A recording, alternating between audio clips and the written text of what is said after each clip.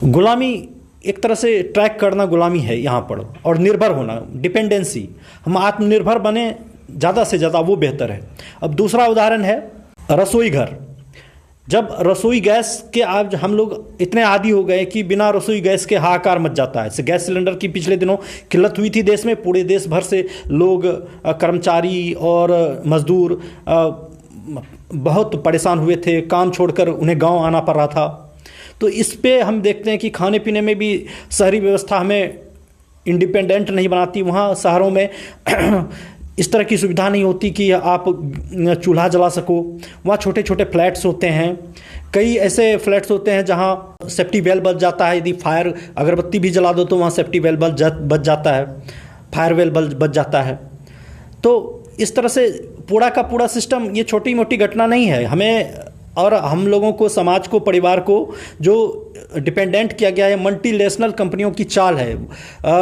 10-20 साल से ये लोग इस तरह से हम लोगों से हमारी चीज़ें, आत्मनिर्भरता छीन रही हैं। जैसे कि हम लोग पहले गांव घर में घी का उत्पाद खाते थे। गांव घर में हमारे दादा नाना घी बनाया करते थे और घी से ही सारा भोज भात चला करता था। लेकिन अभी के माहौल में देखें तो हम लोग डिपेंडेंट हो गए हैं। उस समय से ही इन लोगों ने टीवी प्रचार में डालडा का प्रयोग किया, डालडा का प्रचार किया, फिर अभी फॉर्चून ऑयल का प्रचार करने लग गए। ये सारी चीज़ें सेहत के लिए हानिकारक हैं, लेकिन प्रचार के माध्यम से इसे बताया गया कि ये बेहतर है उन चीज़ों से। तो लेकिन आज हम लोग बाद में जान ही जाते हैं कि वास्तविकता क्या है, सही क्या है, सही चीज़ क्या है, गलत क्या है। तीसरा और अंतिम जो बिंदु है जिस पर हमारे युवा को, हमारे समाज को, हमारे पंचायत को, जिस पर विचार करना चाहिए, जिस पर जागरूक होना चाहिए, वो है व्यवस्था परिवर्तन। हम आज भी जिस कानून के हिसाब से जी रहे हैं वो अंग्रेज़ों की ही व्यवस्था है। इस व्यवस्था में जल, जंगल और ज़मीन, इस पर अभी भी सरकार का ही नियंत्रण है। सरकार एब्सोल्यूट मानती है अपने आप को। कहीं भी किसी भी गांव के नीचे कोई खनिज पदार्थ मिल जाए तो उस पर सरकार गांव वालों को भगा देती है, छोटा मोटा मुआवजा दे के निकाल देती है और सारे संसाधनों पर खुद कब्जा जमा लेती है। लेकिन प्राकृतिक नियम जो कहता है, प्राकृतिक नियम ही सर्वोच्च नियम है। वो कहता है कि जिसकी जगह है उसी की सारी चीज़ें हैं। धरती के अंदर यदि हमारे खेतों में यदि कोई कंपोनेंट इस तरह का मिल जाता है, कोई बंदूक मिल जाती है, कोई कारतूस मिल जाता है या कोई बारूद मिल जाता है, तो उसका ठेका किसान पर पड़ेगा, जिस किसान के खेतों में वो मिला। लेकिन उसी खेत में यदि वो हीरा जवाहरात कुछ मिल जाता है तो वो सरकार का हो जाएगा। ये कहाँ की नीति है? ये बिल्कुल अप्राकृतिक है। क्योंकि अंग्रेज़ों को देश को लूटना था, सारे संसाधनों पर कब्जा करना था, इसलिए ऐसे ऐसे नियम बनाए जो नेचुरल नहीं थे, जो नेचुरल जस्टिस के खिलाफ थे। और वही सारा नियम आज भी अपनाकर कुछ चतुर लोग सारे धन को अपने कब्जे में कर रहे हैं। जल, जंगल और ज़मीन हमारा गांव है, हमारा पर्यावरण है, और उसको सरकार एक झटके में ऑर्डर देती है और सड़क के किनारे सारे पेड़ों को काट दिया जाता है, कभी चौड़ीकरण के नाम पर, कभी किसी नाम पर। जो भी संविधान हमें शक्ति देता है कि संविधान की सारी शक्ति भारत की जनता में निहित है, लेकिन यहाँ पर ऐसा होता नहीं है। जनता को छल करके, जनता जो कानून नहीं भी चाहती है, जिस कानून का विरोध भी करती है, उस कानून को सरकार जबरन थोपने पे लगी रहती है। प्रायः सभी सरकारों की यही रणनीति देखने को मिलती है, कुछ कम तो कुछ ज़्यादा। कभी कभी सरकारें अपना स्तर भी गिरा लेती हैं और एक फ्रॉड की तरह भी काम करती हैं, जनता को बेवकूफ़ भी बनाती हैं। लेकिन इसी व्यवस्था के खिलाफ हमारे समाज को, हमारे युवा को जागरूक होना होगा, क्योंकि जल, जंगल और ज़मीन ये हमारा पर्यावरण है, ये हमारा घर है। इसमें छेड़छाड़ करके आधुनिकता के नाम पर आप बिल्डिंग्स बनाकर उसमें कैद नहीं कर सकते आदमी को। जल, जंगल, ज़मीन, हवा, पवन, आकाश, ये सब हमारा आवरण है।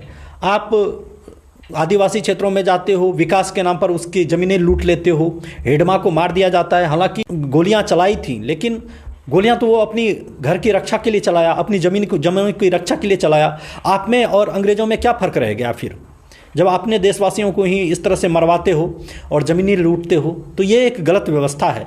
कुछ कंपनियों को फ़ायदा दिलाने के लिए, चाहे टाटा हो या अडानी हो या कोई भी हो, कोई भी किसी भी कंपनी को कैसे हक है कि आप गांव के गांव आप छीन लो, आप उसके बरसों से रह रहे सांस्कृतिक समुदाय को नष्ट कर दो?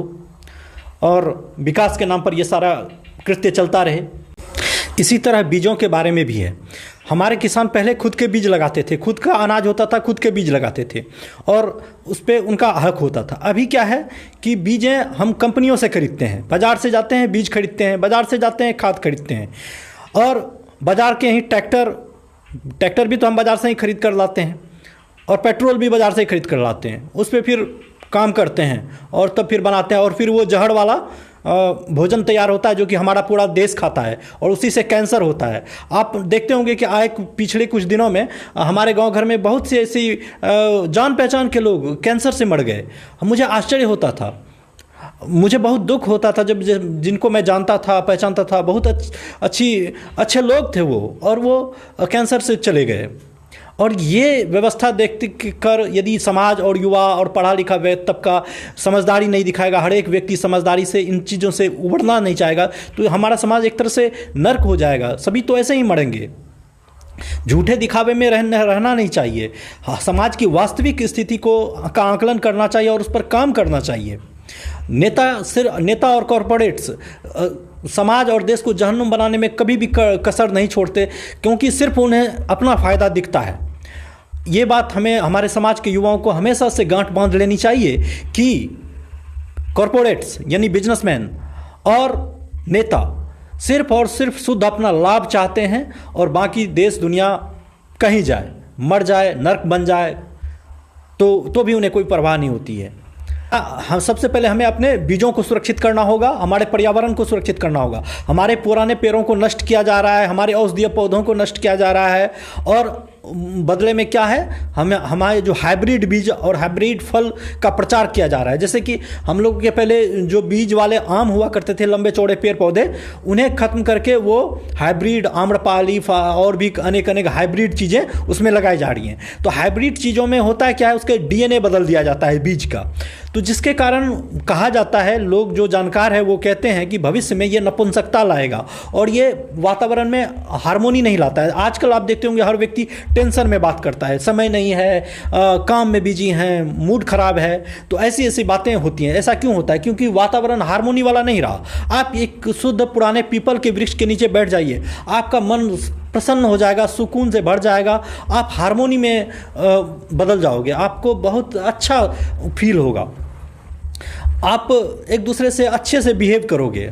और आप यदि पुराने लोगों से बात करते होंगे तो उनकी बातों में कितना मिठास होता था, आज नहीं है, आज तीखापन है। छोटे से छोटे बच्चे को देख लें आप, क्योंकि हमारा वातावरण दूषित हो चुका है, विषाक्त हो चुका है इन्हीं खाद्य गड़बड़ियों के चलते। हमारे खाने में, भोजन में जहर है, कैंसर है। हमारे जो प्राकृतिक बीज थे उसे नष्ट कर दिया गया। तो हमें जागरूक होकर अपने जल की, जंगल की, ज़मीन की और बीजों की सुरक्षा करनी होगी, और संसाधनों की भी सुरक्षा करनी होगी। आपके पुराने जो कॉलेज थे, जैसे आपके गांव में कोई स्कूल हो रहा होगा जो पहले सरकार से संपोषित था, पहले गांव वाले चलाते थे, फिर सरकार उसको अपने हैंड ओवर में कर दिया, तो अभी उसकी सारी ज़मीन अब सरकार ने वहाँ मकान क्या बना दिया कि वो पूरा ज़मीन ही सरकार की होगी। अब सरकारी काम वहाँ हो रहा है, गाँव वालों की नहीं सुनी जा रही है।